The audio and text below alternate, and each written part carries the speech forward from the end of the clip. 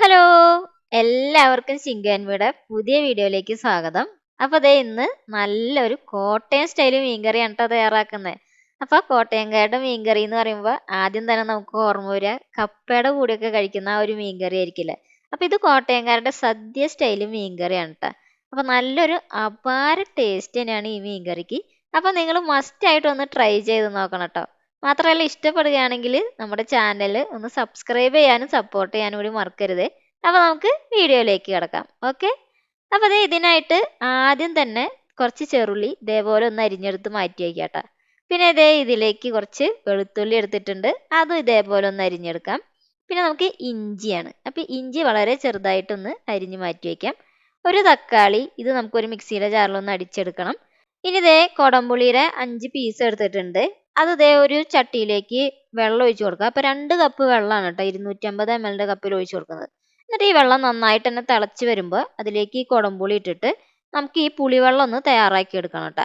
എന്നിട്ട് അത് ചൂടാറാനായിട്ടൊന്ന് മാറ്റി വയ്ക്കാം. ഇനി ഒരു ചട്ടിയിലേക്ക് ആദ്യം തന്നെ 3 ടേബിൾ സ്പൂൺ വെളിച്ചെണ്ണ ഒഴിച്ചു കൊടുക്കാം. അതിലേക്ക് കടുക് ഉലുവ ഇട്ട് കൊടുക്കാം. എന്നിട്ട് ഇതൊന്ന് നന്നായിട്ട് തന്നെ ഒന്ന് പൊട്ടി വന്നതിന് ശേഷമാണ് ഇതിലേക്ക് ചെറുതായി അരിഞ്ഞിട്ടുള്ള ഇഞ്ചി ഇട്ട് കൊടുക്കുന്നത് കേട്ടോ. അങ്ങനെ ആ ഇഞ്ചി ഇട്ടതിന് ശേഷം നമുക്ക് വെളുത്തുള്ളിയും കൂടി ഇട്ട് കൊടുക്കാം. എന്നിട്ട് ഇതൊന്ന് ജസ്റ്റ് ഒന്ന് മൂപ്പിച്ചെടുത്തതിന് ശേഷമാണ് ഇതിലേക്ക് ചെറുള്ളി ഇട്ട് കൊടുക്കുന്നത് കേട്ടോ. അപ്പോൾ ചെറുള്ളി എപ്പോഴും ചെറുള്ളിയും കൂടി ഇടുമ്പോൾ എപ്പോഴും നല്ല ടേസ്റ്റ് ആയിരിക്കും ആ മീൻ കറിക്ക്. അപ്പോൾ അധികം നമ്മൾ ചെറുള്ളി തന്നെ യൂസ് ചെയ്യുക. പിന്നെ അതേ കുറച്ച് കറിവേപ്പില, അതുപോലെ തന്നെ വഴണ്ടി വരാൻ പാകത്തിന് 1 ടീസ്പൂൺ ഉപ്പും കൂടി ഇട്ട് കൊടുക്കുന്നുണ്ട്.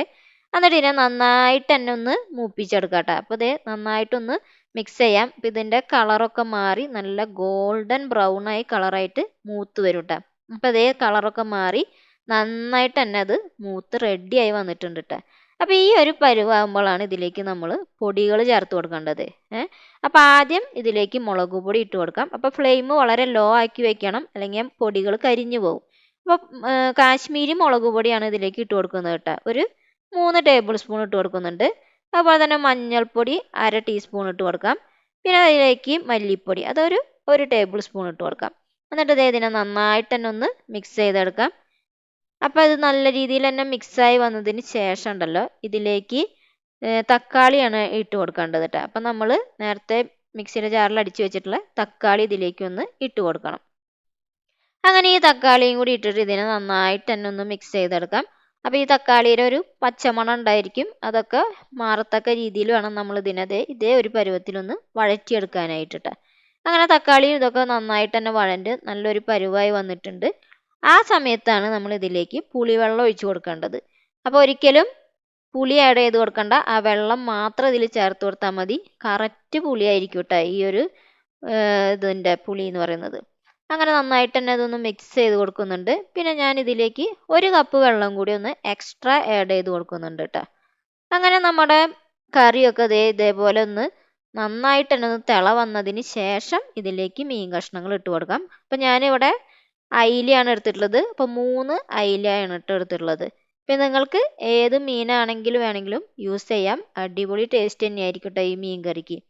മിക്കവാറും ഇങ്ങനത്തെ മീൻ കറി ഉണ്ടാക്കുമ്പോൾ അധികം എല്ലാവരും ചൂരമീനാണ് കേട്ടോ യൂസ് ചെയ്യാറ്. അപ്പം അതുണ്ടെങ്കിൽ അത് യൂസ് ചെയ്യാവുന്നതാണ്. ഇനി കുറച്ച് ഉപ്പും കൂടി ഇട്ട് കൊടുക്കുന്നുണ്ട്. എന്നിട്ട് നമ്മുടെ കറിയൊക്കെ നന്നായിട്ട് തന്നെ നമുക്ക് വറ്റിച്ചെടുക്കണം കേട്ടോ. അപ്പം ഈ ഒരു പരുവത്തിലാണ് കേട്ടോ നമ്മുടെ കറി കിട്ടുക. അപ്പം നമ്മുടെ ചാറൊക്കെ നന്നായിട്ട് പാകത്തിന് വറ്റി വന്നിട്ടുണ്ട്. മാത്രമല്ല എണ്ണയൊക്കെ കണ്ടില്ലേ സൈഡിൽ ഇങ്ങനെ തെളിഞ്ഞു വരും. അപ്പോഴാണ് ഈ കറി പാകമായതിൻ്റെ ഒരു അർത്ഥമാണ് കേട്ടോ അത്.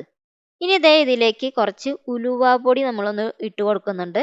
വളരെ കുറച്ച് ഇട്ടാൽ മതി കേട്ടോ, അല്ലെങ്കിൽ ചിലത് കഴിക്കും. അതുകൊണ്ട് ഇത്തിരി ഇട്ട് കൊടുത്താൽ മതി. അതുപോലെ തന്നെ കുറച്ച് കറിവേപ്പിലയും കൂടി ഇട്ടിട്ട് ഇതിനെ ചട്ടീനെ നമുക്കൊന്ന് ചുറ്റിച്ചെടുക്കാം കേട്ടോ. ഇനി കയ്യിലൊന്നും ഇട്ടിട്ട് ഇളക്കരുത്, കാരണം ചിലപ്പോൾ മീനൊക്കെ പൊടിഞ്ഞു പോകും ഇങ്ങനെ കയ്യിലൊക്കെ കുത്തുമ്പോൾ. അപ്പോൾ ജസ്റ്റ് ഒന്ന് ചുറ്റിച്ചെടുക്കാം. അപ്പോൾ ഇത്രയുള്ള നല്ല അടിപൊളിയായിട്ടുള്ള കോട്ടയം സ്റ്റൈൽ മീൻ കറി ഇവിടെ റെഡി ആയിട്ടുണ്ട് കേട്ടോ. അപ്പോൾ ഇത് കോട്ടയംകാരുടെ ഒരു സദ്യ സ്പെഷ്യൽ മീൻ കറിയാണ്. കപ്പയുടെ കൂടെയും അതുപോലെ തന്നെ ചോറിൻ്റെ കൂടെയൊക്കെ കഴിക്കാനായിട്ട് പറ്റുന്ന നല്ല ടേസ്റ്റി ആയിട്ടുള്ളൊരു മീൻ കറിയാണ് കേട്ടത്. അപ്പോൾ നിങ്ങളെല്ലാവരും മസ്റ്റായിട്ട് ഒന്ന് ട്രൈ ചെയ്യണം. അപ്പോൾ ഏത് മീനിൻ്റെ കൂടെ വേണമെങ്കിലും നമുക്ക് ഈ ഒരു കറി തയ്യാറാക്കി എടുക്കാം. അപ്പോൾ ഇതേപോലെ ഒരു വട്ടമെങ്കിലും ഒന്ന് ചെയ്ത് നോക്കാം. മാത്രമല്ല നമുക്ക് 2-3 ദിവസമൊക്കെ യൂസ് ചെയ്യാൻ പറ്റുന്ന ഒരു കറിയും കൂടിയാണ്, കേടാവാതെ തന്നെ. അപ്പോൾ ഇത്രയുള്ള ഇതാണ് നമ്മുടെ ഇന്നത്തെ ഈ റെസിപ്പി. അപ്പോൾ ഇഷ്ടപ്പെടുകയാണെങ്കിൽ ഒന്ന് സപ്പോർട്ട് ചെയ്യാനും കൂടി മറക്കരുത് കേട്ടോ.